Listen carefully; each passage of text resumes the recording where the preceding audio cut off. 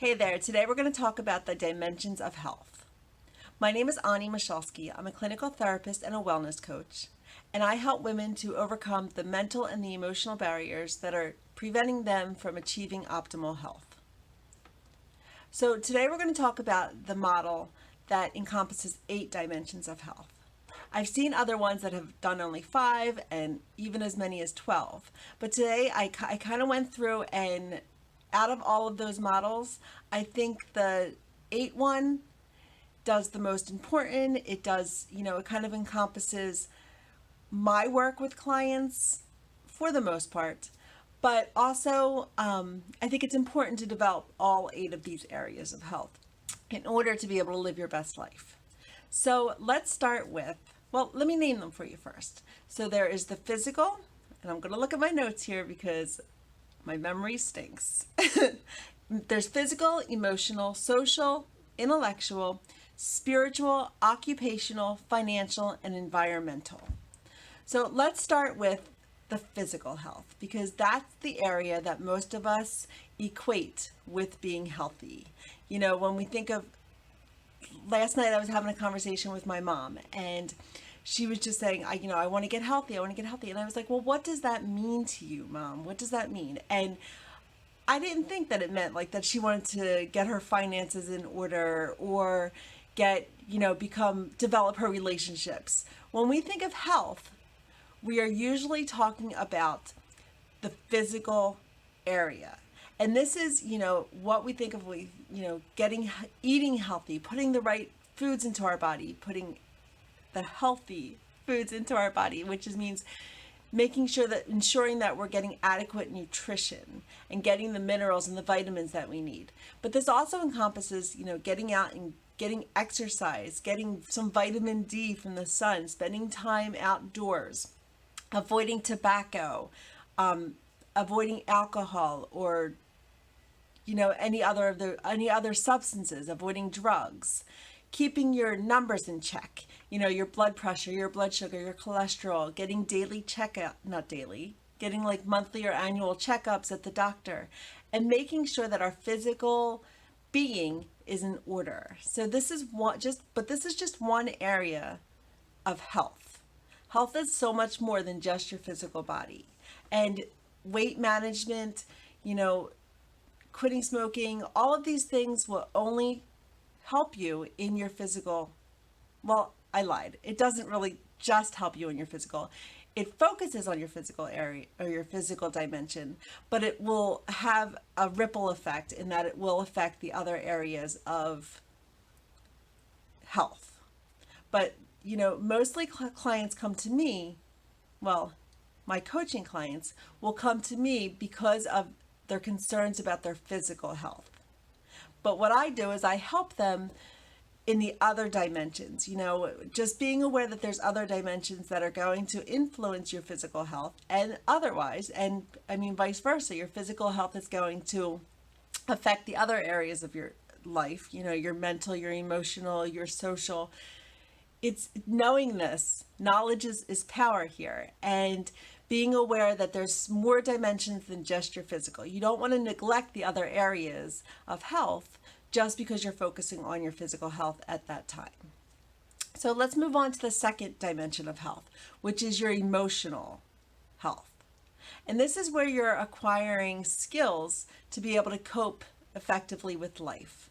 It's those skills that you develop to be able to, your hobbies and engaging in regular self-care. This is taking care of your hygiene or learning new skills and being able to bounce back or be more resilient in the face of adversities.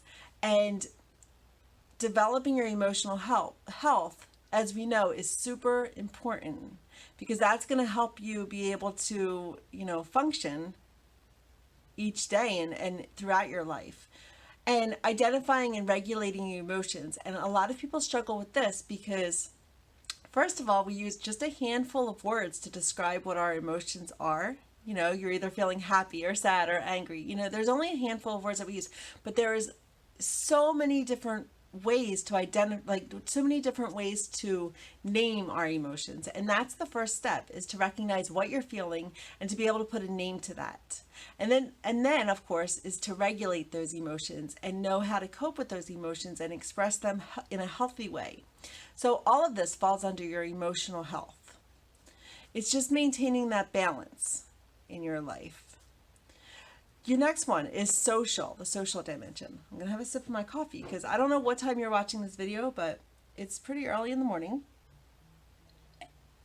And I got back into the habit of drinking coffee while I was here visiting my mom, or my family here in Pennsylvania. But once I go back to Montana, I'll probably switch back to some tea. So let's talk about the social aspect of health, or the social dimension of health. And this is where you're building your support system. You're developing those strong relationships. And, this is where you're finding people that share common interest. I've got my notes. I couldn't print it out. Usually I print out my notes or I put them on my big dry erase board so I can refer to them. But being that I'm on vacation, I didn't have access to any of that. So what I did was I just pulled it up on my computer. So I just want to make sure that I'm not missing anything. And then I'm covering all the things that I wanted to cover in the video today. But developing the solid support system, or developing your social health, means practicing quality communication skills, establishing healthy boundaries, learning about I statements, and learning how to assert your needs so that it's more likely that you get them met. And that goes back to even the emotional dimension. Like I said, a lot of them all of them, overlap, and they're all interconnected. So when I talk about healthy boundaries, that might mean identifying how you're feeling and being able to express that feeling or that emotion to somebody, and to be able to get your needs met and to be able to establish those healthy boundaries. Investing in those healthy relationships, making phone calls, regular contact, writing letters, reaching out to those people in your life that your family and your friends. And relationships take time, but learning communication skills and learning how to invest in those relationships are going to help you develop in that social realm, or that social dimension of health. Number 4, your intellectual. This is where you're exercising your intellectual muscle. And this is where you're exploring new ideas, acquiring skills. I'm talking about the mind here. We think of, when I think of exercising your intellectual muscle, I think of doing crossword puzzles, or Sudoku, or like things that are going to challenge you and to get your mind thriving. But this is really just, it can include reading, or like I said, learning those new skills, or learning something new, learning different languages, which is really big now. I always hear commercials for all of the language acquisition programs and everything. So that's big now, but that exercises your intellectual muscle for sure. Creative activities. Remember, we have different parts of our brain. And so using your imagination, getting out there and creating things, making sure that you get some play in your day. And all of these things are going to help you develop in that intellectual dimension of health, or in that intellectual that intellectual realm. Let me see, 1, 2, 3, 4, 5, spiritual. And this is cultivating your spiritual beliefs and values. First of all, recognizing and identifying what are your values. What do you value most? What are your priorities? And making sure that your life is aligning with those values. This is aimed at feeling at peace with your life, not always feeling like that inner turmoil. Taking time to pray, to meditate. I want to make it clear that the spiritual dimension of health does not have to do with religion. I'm not talking about organized religion here, or making sure you go to church. Spiritual is being one with your environment and with nature. Spending time in nature is a great way to develop the spiritual dimension. Setting priorities based on those personal values and creating harmony between yourself and others and your environment. You don't want to feel that you are jeopardizing or putting your own values at risk by doing, in your relationships or anything. So really being in touch with what you value and what your priorities tell about you is going to be a sign that you are developing in the spiritual dimension. The next one is occupational, and this is finding meaning in your occupation or in your career.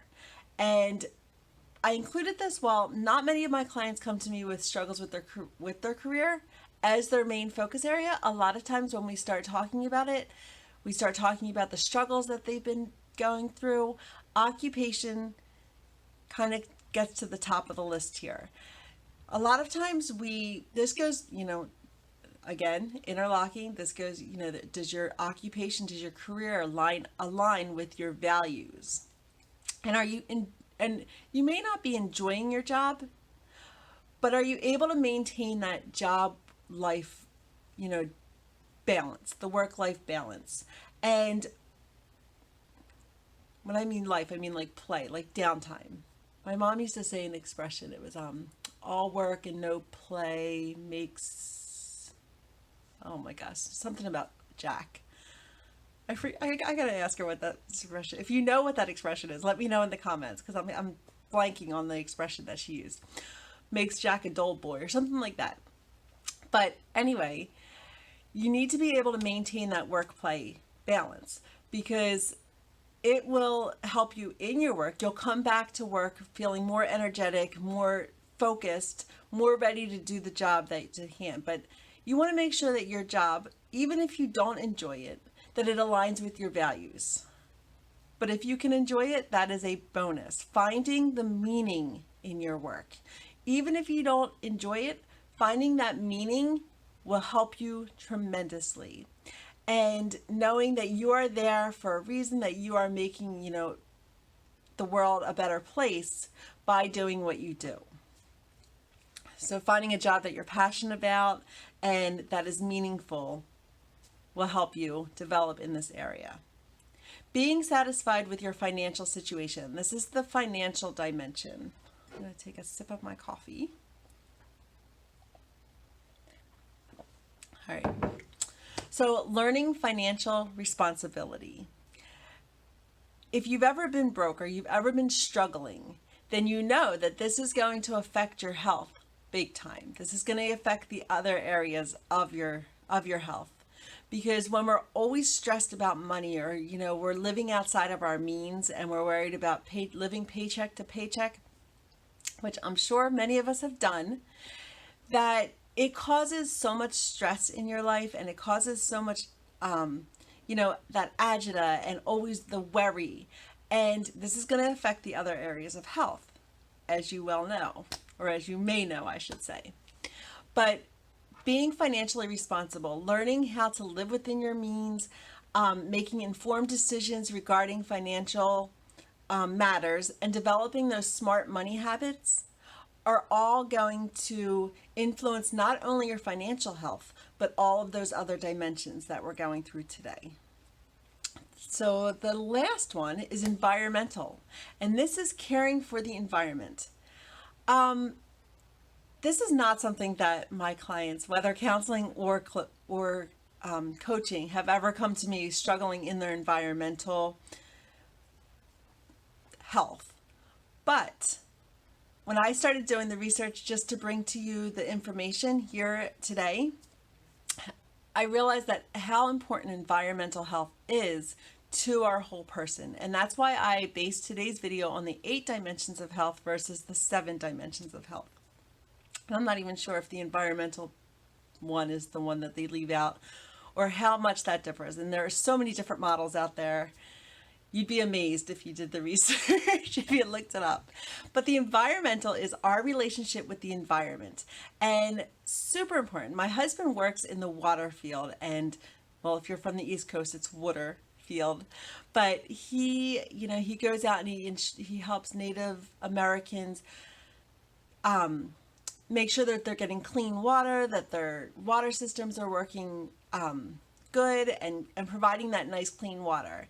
And water is super important, or water is super important, but also like the other parts, the pollution and the air quality, all of these things are going to affect our health in every dimension, because what we place, and one of my very first videos I did for, my business right here is on environment. And it's funny now that I'm thinking back, because that was what it was. It was setting up your environment for success, because environment really was and still is everything. If you are in a toxic environment, it's going to be so difficult, if not impossible, to get healthy in those other areas. We're talking about promoting an environment that envelops that safety and that health, and sets you up for success so that you can work on those other areas. Without a healthy environment, those other areas will never get to be, their optimal state. So environmental health is super important, is a super important dimension. And that's why I chose to go on the 8 dimensions of health today versus one of the 5, 6, or 7s. So my challenge to you is I named lots of ways to be able to develop those dimensions of health. We talked about the physical, the emotional, the social, the intellectual, the spiritual, the occupational, the financial, and the environmental. I gave lots of ways to be able to develop those specific areas. My challenge to you is to take a look at each dimension and decide which area you are lacking the most in, which area is giving you the most, that you feel that you are not as healthy as the other ones. For example, if out of the dimensions I mentioned today was a social dimension, and that again is the building of the relationships and investing, developing those relationships. Do something that each day this next week, make a list of 7 activities that you can do to develop in that area. So using the example of the social dimension, if you identified that your relationships, you feel that you're struggling in the social dimension, each day this week, my challenge to you is to come up with a list of 1 activity that you can do each day that will help you develop in this area. So that may include texting an old friend, making a phone call to a friend, writing a letter. This is all communication. It may mean reaching out to a neighbor, somebody who you haven't even met. Doing something kind for a family member. Maybe one of your children or your spouse. Just doing something kind. Because taking the time and making the time to do something kind for somebody, time is something that is a resource that you're never going to get back. And when you take the time out of your schedule to be able to do something kind for somebody else, then that is investing in that relationship. So make a list of 7 different activities that you can do 1 each day this next week. And do that. That is my challenge to you. Maybe that means joining, if you're not a member of my Facebook group, Journey to Health, maybe that means joining a new Facebook group. We're in the time of COVID and social distancing and everything, so it's hard to invest in those relationships. But a phone call you can do, a Zoom call you can do. Joining Journey to Health or another Facebook group that's of interest to you, that is something you can do. And when you're in that Facebook group, say if you join Journey to Health, which I invite you to join, if you're not already a member, comment, reach out to another member. In my group, we are all women who are all striving to walk that journey of health together. Reach out and be supportive of other members. Make some comments, some suggestions, some give somebody else credit, like, hey girl, good job. You're doing it. Reach out and invest in those relationships. Now, you can choose any of those dimensions that I mentioned today. But my challenge is to just make a list of 7 different activities or actions that you can take that will help you develop in that specific dimension, and commit to doing 1 a day for the next week. Do you need help on your journey to health? If you would like to talk to me more about how I can help you get to optimal health and we would work together to overcome those mental and emotional barriers that are keeping you from achieving wellness, then I offer a free consultation. I'll put the link below in my comments. But this consultation will help you get clear on what services I provide, how I can help you specifically get you to where you want to be so that you can live the life that you were meant to live. I thank you for joining me today. And I do one of these videos every Friday. Usually I come on live in my Facebook group and on my Facebook page. But I do offer exclusive bonuses for if you are in my group. And I would love to have you as part of it. Take care, have a great weekend, and I'll see you next week.